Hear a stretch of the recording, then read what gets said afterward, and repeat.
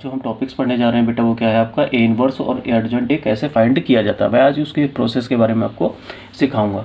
जैसे सपोज करो कोई आपको मैट्रिक्स दे रखी है ए इक्वल टू क्या दे रखी है, ए इक्वल टू कोई मैट्रिक्स है, मान लो 2 5 1 6 2 5 1 6 और आपसे कह रहा है तो आपसे कहे कि एडजॉइंट ए है, तो सपोज करो एडजॉइंट ए तथा ए इनवर्स फाइंड कराए, कहे आपसे ज्ञात कीजिए। तो आप क्या करोगे, कैसे फाइंड करोगे उसके बारे में सीखते हैं आज। सपोज करो सबसे पहले आपको क्या करना है कि एडजॉइंट ए तक पहुंचना है। कहाँ तक पहुंचना है बेटा, एडजॉइंट ए। तो एडजॉइंट ए का जो रास्ता होता है वहाँ तक पहुंचने का, तो सबसे पहले आपको क्या निकालना है, सहगुणनखंड। क्या निकालना है, सहगुणनखंड, जिसको आप को फैक्टर्स बोलते थे। क्या बोलते थे, को फैक्टर्स, जो आपने प्रीवियस वीडियो तक पढ़ा हुआ है। अब इन क्वेश्चनों को करने का सबसे अच्छा तरीका है, सबसे पहले आपने यहाँ पर लिखा हल, क्या लिखा, हल या सोल्यूशन डाल लिया आपने। अब यहाँ पर हल लिख लो या सोल्यूशन डाल लो। जैसे मान लो मैंने सोल्यूशन डाल लिया, ठीक है। अब करना क्या है इसमें, सबसे पहले आपको हिंदी में लिखने के सबसे बच्चों को दिक्कत क्या आती है, बच्चों को लिखने में प्रॉब्लम्स कि वो लैंग्वेज नहीं लिख पाते। आपको लैंग्वेज लिखना थोड़ा कंपलसरी, जिससे अच्छा इफेक्ट पड़ता है। तो आप सबसे पहले क्या लिखोगे, आप व्यू। आप प्रोसेस को सीखो ध्यान से। आप व्यू ए के अवयव, आप व्यू ए के अवयवों या अवयव के क्या निकालने अपने को, सहगुणनखंड। सहगुणनखंड या सहखंड भी बोलते थे, मैंने आपको बताया था। निम्न लिखित है, निम्न लिखित है।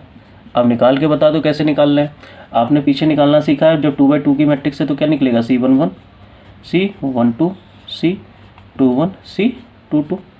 आपने माइनर और कोफैक्टर्स में रिलेशन भी पढ़े थे। मैंने बोला था इस C को आप NCERT A11 भी बोलती है, इसको A12 भी बोलती है, इसको A21 भी बोला जाता है और इसको A22 भी बोला जाता है। तो आप चाहो ये नोटेशन यूज़ कर लो या ये नोटेशन यूज़ कर लो, दोनों एक ही बात है, ठीक है।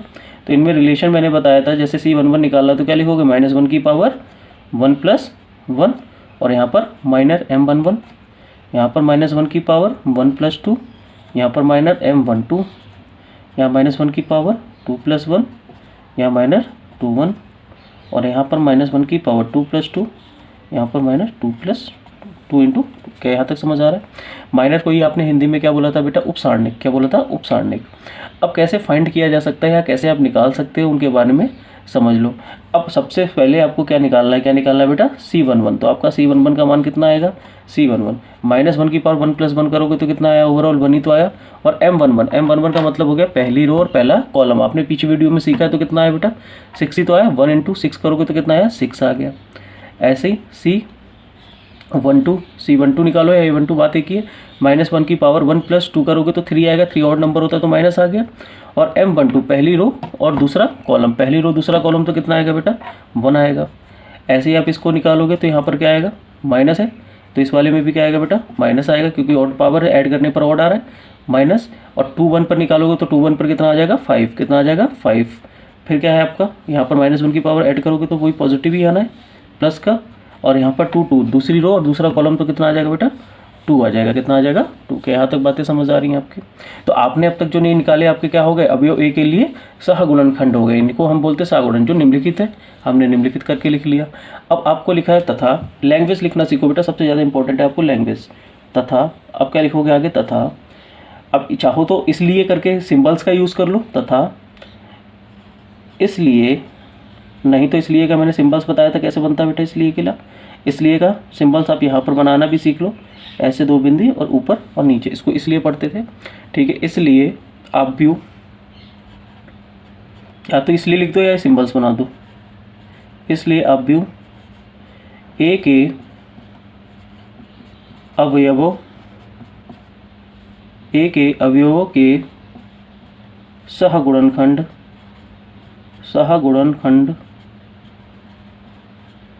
सहगुणनखंड लिख लो, सहगुणनखंडों से निर्मित अवयव, से निर्मित अवयव, निर्मित अवयव। अब निर्मित अवयव क्या है आपका, देखो ध्यान से। निर्मित अवयव अब करोगे तो उसको नाम हमने क्या दे दिया, C। क्या नाम दे दिया, C मैट्रिक्स नाम दे दिया। अब C मैट्रिक्स नाम दे दिया तो यहाँ पर मैट्रिक्स बना दो जो आपने निर्मित करी है। तो आपको पता है C11 की पोजीशन ये होगी, C12 की ये होगी, C21 की 5 और यहाँ पर 2। तो सगुणन ए के अवयव के सगुणन खंडों से निर्मित आप भी बन गया आपका। अब आपको क्या करना है, अतः एडजॉइंट ए क्या होता है, ध्यान से समझो। अतः एडजॉइंट ए क्या होता है, जो आपकी सी मैट्रिक्स है इसी का ट्रांसपोज क्या होता है, इसी का ट्रांसपोज, उसी मैट्रिक्स का डैश कह दो या ट्रांसपोज कह दो, उसी मैट्रिक्स का ट्रांसपोज ही आपका क्या कहलाता है, एडजॉइंट ए कहलाता है। तो आपने इसका क्या कर दिया, ट्रांसपोज कर दिया। तो आपको जानता है कैसे करते ट्रांसपोज, रोको कॉलम बना दो, T-1 5 और 2, यही आपका क्या हो जाएगा बेटा, एडजॉइंट ए हो जाएगा। क्या हो जाएगा, एडजॉइंट ए। अब इसी के अंदर कभी कभी आपसे पूछा जाता है ए इनवर्स फाइंड करो, क्या कहेगा, ए इनवर्स फाइंड करो। तो ए इनवर्स के लिए आपको क्या प्रोसेस करना है, यहाँ तक तो बिल्कुल सेम ही करना है, डिक्टो। अब देखो ए इनवर्स के लिए क्या प्रोसेस करना है यहीं पर। अब मान लो यहाँ से ए इनवर्स के लिए हम कुछ फॉर्मेट को चेंज करते हैं। तो यहाँ पर आपने है ए इनवर्स के लिए लिख दिया, यहाँ लिखा ए इनवर्स ज्ञात करना। अब ए इनवर्स ज्ञात करने के लिए सबसे पहले आपको निकालना है डिटर्मिनेंट ए। क्या निकालना है, डिटर्मिनेंट ए। आप जानते हो 2/2 का डिटर्मिनेंट कैसे निकालते हैं, आपको पता है। इसका मल्टीप्लाई इसमें करेंगे 12 आ गया, इसका इसमें करेंगे 5 आ गया, ठीक है। इसका इसमें, इसका इसमें कितना आया बेटा, 12 में से 5 गया तो बताओ कितना बचा, 7। कितना बचा, 7। अब देख रहे हो कि डिटर्मिनेंट ए क्या है, 0 के बराबर नहीं आया, नॉट इक्वल टू 0। तो आप क्या लिखोगे यहाँ पर, अतः या इसलिए आव्यूह ए, इसलिए आव्यूह ए व्युत्क्रमणीय आव्यूह है। कैसा आव्यूह है, व्युत्क्रमणीय। आपको मैंने बताया था व्युत्क्रमणीय आव्यूह क्या होते हैं, जिसका डिटरमिनेंट नॉट इक्वल टू 0 होता है, व्युत्क्रमणीय आव्यूह है। अर्थात जैसे ही ये व्युत्क्रमणीय आव्यूह हुआ, अर्थात आप ए इनवर्स इसका क्या कर सकते हो, ज्ञात, ए इनवर्स ज्ञात किया जा सकता है, ज्ञात किया जा सकता है, ठीक है। अब ये लैंग्वेज लिख के अब इनवर्स ज्ञात कर दो। अब ए इनवर्स ज्ञात करने के लिए आपको क्या करना है बेटा, यहाँ से आपको फॉर्मूला याद रखना है। क्या याद रखना है, इनवर्स के लिए फॉर्मूला क्या होता है, ए इनवर्स निकालने के लिए आपका फॉर्मूला होता है। तो इसके बाद क्या लिखोगे, अतः, क्या लिखोगे, अतः ए इनवर्स इक्वल टू होता है आपका 1 determinant A into adjoint A. आपको पता है एडजॉइंट ए आपने क्या निकाला, ये निकाला, और डिटर्मिनेंट ए कितना निकाला आपने, 7 निकाला। लगा दो यहाँ पर। तो ए इनवर्स इक्वल टू कितना हो जाएगा, 1/7, और एडजॉइंट ए कितना है आपका 6 - 5 - 1 और 2, ठीक है। यहाँ तक आया समझ में, यही आपका क्या हो गया पूरा प्रोसेस, यही आपका क्या हो गया आंसर। अब मैं आपको चाहता तो इसको कुछ समय में ही आराम से बता देता, लेकिन आपको ये लैंग्वेज जो मैंने लिखाई है बिल्कुल इसी प्रोसेस से एग्जाम में करना है, जिससे आपको फुल मार्क्स मिले क्वेश्चंस में। इसलिए आप ध्यान से इन लैंग्वेजों को समझो, कैसे क्या किसी क्वेश्चन की प्रोसेस को लिखना है। क्योंकि बच्चे क्या करते हैं आज के टाइम में, बच्चे बिल्कुल प्रॉब्लम्स, बिल्कुल लैंग्वेज को शो ही नहीं करते हैं, खाली उल्टा सीधी कैलकुलेशन करी और क्वेश्चन दे दिए, फिर कहते हैं हमारे एग्जाम में नंबर क्यों नहीं आते हैं, ठीक है। अब ऐसे आपको 3/3 का क्वेश्चन करना है, वो देखो कैसे करना है। फिर ए, अब आपको अभी ए क्या दे रखा है, ध्यान से समझो। ये 3/3 का हम लोग कर रहे हैं बेटा, इसमें ध्यान से देखिए कैसे करना है। 3 4 5 0 -6 -7।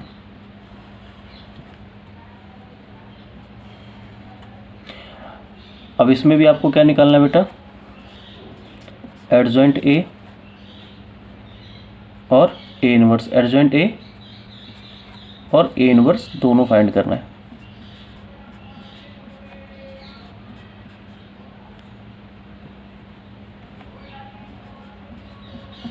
ठीक है। दोनों ज्ञात करना है। अब वही सेम लैंग्वेज जो आपने अभी पीछे क्वेश्चंस में नोट करी, बिल्कुल सेम लैंग्वेज करनी है, कुछ भी अलग नहीं करना है। सबसे क्या लिखोगे, अव्यू ए के अवयव के सहगुणनखंड निम्नलिखित हैं। क्या लिखोगे, अव्यू ए के अवयव के सहगुणनखंड निम्नलिखित हैं, जो आपने पीछे लैंग्वेज में लिखी है। यहाँ पर डाला आपने सोल्यूशन, सेम लैंग्वेज लिखो। क्या लिखोगे, अव्यू ए के अवयव के सहगुणनखंड, या सहखंड भी लिख सकते हो, सहगुणनखंड निम्नलिखित हैं, निम्नलिखित, ठीक है। अब निकालो, क्या निकालना है, जैसे सबसे पहले आपको निकालना है C11। तो C1 के लिए फॉर्मूला आपने पढ़ा था -1 की पावर 1 + 1, फिर M11 लिख लो पहले ढंग से, फिर लिखा C12 के लिए -1 की पावर 1 + 2 M12, फिर C21 -1 की पावर 2 + 1, या 3/3 का है ना बेटा, तो 1 × 3 आएगा आपकी 1 + 3 M13। क्या यहाँ तक बात समझ आ रही है। फिर क्या लिखोगे C21, फिर -1 की पावर 2 + 1 M21, फिर 2 की पावर 2 -1 की पावर 2 + 2 M22, फिर क्या आएगा बेटा C23 -1 की पावर 2 + 3 M23, फिर 31, फिर 32, फिर 33। देखो 9 बने होंगे, 1 2 3 4 5 6 7 8 9 हो गया, ठीक है। -1 की पावर 3 + 1 M31, फिर -1 की पावर 3 + 2 M32, फिर -1 की पावर 3 + 3 M33। क्या बात समझ आ रही है। अब आपको निकालना कैसे, अभी आपको जो है मैंने क्वेश्चंस में बताया बिल्कुल वही फॉर्मेट लगा दो। आपको पता -1 की पावर 1 + 1 करोगे तो पावर कैसी आएगी, सम। जब भी सम आती तो माइनस का कोई इफेक्ट नहीं पड़ता। अब आपको निकालना है M11। क्या निकालना है बेटा, M11। तो पहली रो और पहले कॉलम को छुपाया, तो आपका डिटरमिनेंट क्या बन के आया यहाँ पर, 4 -6 5 7। इसको सॉल्व कर लो। तो इसको जैसे ही आप सॉल्व करोगे तो कितना आएगा, 7 चौको 28 हो गया, माइनस का 28, बीच में फॉर्मूले का माइनस आता है। इसका इसमें करोगे तो कितना आ जाएगा, 6 पंचे 30। कितना आएगा बेटा, 6 पंचे 30। कितने का आएगा, माइनस का, तो ये हो जाएगा प्लस का 30। तो ओवरऑल कितना आ गया यहाँ पर, 2। कितना आ गया बेटा, 2। क्या बात समझ आ रही है। दूसरे में देखो 1 और 1 ऑर्डर है, तो यहाँ पर लग गया माइनस। पहली रो दूसरा कॉलम छुपा लिया, तो कितना बचा यहाँ पर आपका 3 0 5 -7। अब जब आप इसको सॉल्व करोगे तो इसको कितना आएगा, 7 में 21 हो जाएगा माइनस का, तो ये प्लस का 21 हो जाएगा। समझ आ रहा है, क्योंकि ये -21 बाहर माइनस है, ये 0 ही हो जाएगा। इस तरीके से आप सभी वैल्यूज़ को लिख सकते हो। तो मैं यहाँ पर क्या डायरेक्ट लिख दूँ वैल्यूज़ को, जैसे यहाँ पर अब एक और बता देता हूँ, 1 3 पहली रो तीसरा कॉलम, तो यहाँ पर कितना बचेगा बेटा, और पावर देखो 3 और 1 4, और इवन नंबर तो माइनस का कोई इफेक्ट नहीं पड़ा। तो आपको क्या लिखना है यहाँ पर 3 0 4 -6। इसको सॉल्व किया तो कितना आ गया आपका निकल के यहाँ पर माइनस का 18। फिर नेक्स्ट वाला लिखोगे तो 2 1 वाले पे कितना है बेटा आपका 0 -6। देखो कितना आएगा, छुपा अपने आप उंगली रखो, मैं डायरेक्ट लिखता चला जाता हूँ यहाँ पर। इसको सॉल्व करोगे तो कितना आ जाएगा बेटा, माइनस इसमें आएगा नहीं आएगा, तो माइनस लगाओगे, और इसको सॉल्व करोगे तो कितना आ जाएगा, देख लेना इसको सॉल्व करके कितना आएगा, -6 से +6 हो जाएगा, ठीक है। तो ये प्लस का 6 था, मैं डायरेक्ट वैल्यू लिख रहा हूँ, आपको छुपाना तो आगे। जैसे यहाँ पर कह रहे हैं 2/2, दूसरी रो दूसरा कॉलम, दूसरी रो और दूसरा ही कॉलम छुपाओ, जैसे ये और ये बीच वाला, तो 1 0 -1 7, ठीक है। ऐसे करके सभी वैल्यूज़ को आप लिख लेना। मैं डायरेक्ट यहाँ पर वैल्यूज़ लिख देता हूँ मल्टीप्लाई करके, 18 7, ये हो जाएगा -2 और ये हो जाएगा आपका, तो यहाँ पर आएगा माइनस का 7 हो जाएगा। इस वाले टर्म्स में आप जाएगी आपकी वैल्यू 6, ये आपका निकल के आएगा 4, ये कितना आ जाएगा बेटा 4, ये निकल के आएगी -8, और ये वैल्यूज़ निकल के आएगी आपकी 4, ठीक है। आप कैलकुलेट कर लेना, मैंने यहाँ पर आपको डायरेक्ट लिख के बता दिया। फिर इसके बाद आपने कौन सी लैंग्वेज लिखी थी, आप लिखोगे तथा, मैं यहीं पर लिख देता हूँ तथा इसलिए आप व्यू, वही सेम बिल्कुल लैंग्वेज जो आपने पीछे लिखा, आप व्यू ए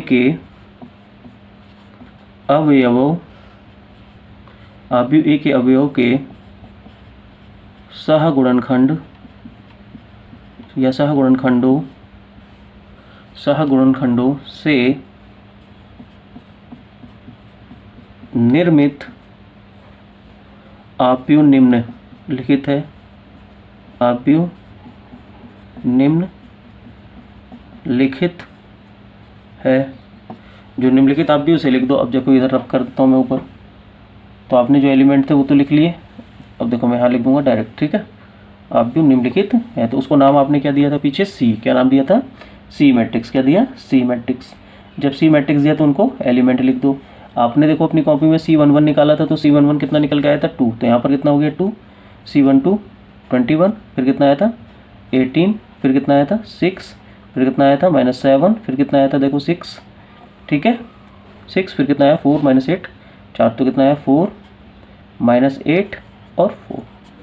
ये आपकी मैट्रिक्स बनी थी पूरी लैंग्वेज के बाद। अब देखो यहाँ से क्या करा था हमने पीछे, अब हमें ज्ञात क्या करना है बेटा, एडजॉइंट ए निकालना है। क्या निकालना है, एडजॉइंट ए। तो आप क्या लिखोगे, एडजॉइंट ए के लिए क्या लिखा था पीछे, अतः एडजॉइंट ए इक्वल टू क्या होता है, सी का डैश। अब आपको पता है सी का डैश या सी का ट्रांसपोज, तो एडजॉइंट ए इसका क्या कर दो आप बेटा, ट्रांसपोज कर दो। क्या कर दो, ट्रांसपोज। तो 2 21 -18, 6 -7 6, 4 -8 4। क्या बात समझ आ रही है यहाँ तक। जैसे ही आपकी ये वैल्यूज़ निकल गई तो आपको अब क्या सेकंड फाइंड करना है, ए इनवर्स। तो आप ए इनवर्स के लिए आपने क्या लिखा था पीछे, ए इनवर्स निकालने के लिए सबसे पहले आपको क्या चाहिए, अब डिटर्मिनेंट ए। तो अब सबसे पहले आप चाहिए अब डिटर्मिनेंट ए। डिटर्मिनेंट ए आपने पीछे की क्लासेस में बहुत ध्यान से निकालना सीख रखा है। आप उन तरीके से डिटर्मिनेंट ए निकालना, तो उसका डिटर्मिनेंट कितना आएगा, 20 आएगा। कितना आएगा बेटा, 20 निकाल लोगे आप। पीछे पहले इस वीडियो को देखने से पहले पीछे की वीडियोस को देखना ध्यान से। इसका डिटर्मिनेंट 20 आया। अब जब 20 आया तो ये 0 के बराबर नहीं है, तो क्या लिखोगे, determinant A not equal to 0। तो लिखोगे इसलिए आव्यूह ए क्या है आपका, कौन सा आव्यूह कहलाएगा, व्युत्क्रमणीय। क्या कहलाएगा बेटा, व्युत्क्रमणीय आव्यूह है, व्युत्क्रमणीय है। अर्थात ए इनवर्स ज्ञात किया जा सकता है, ज्ञात किया जा सकता है, ज्ञात किया जा सकता।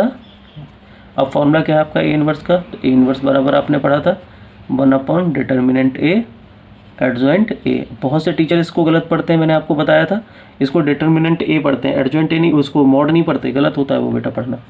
1/20 और एडजॉइंट ए आपने क्या निकाला, ये निकाल रखा है। ये पूरी मैट्रिक्स यहाँ पर लिख दो। ये जैसी पूरी मैट्रिक्स लिखोगे वही आपका क्या कहलाएगा, सोल्यूशन हो जाएगा। ठीक है, तो लिखते हैं, देखो यहाँ पर कितना था, 2 6 4 21 -7 -8 18 6 और 4।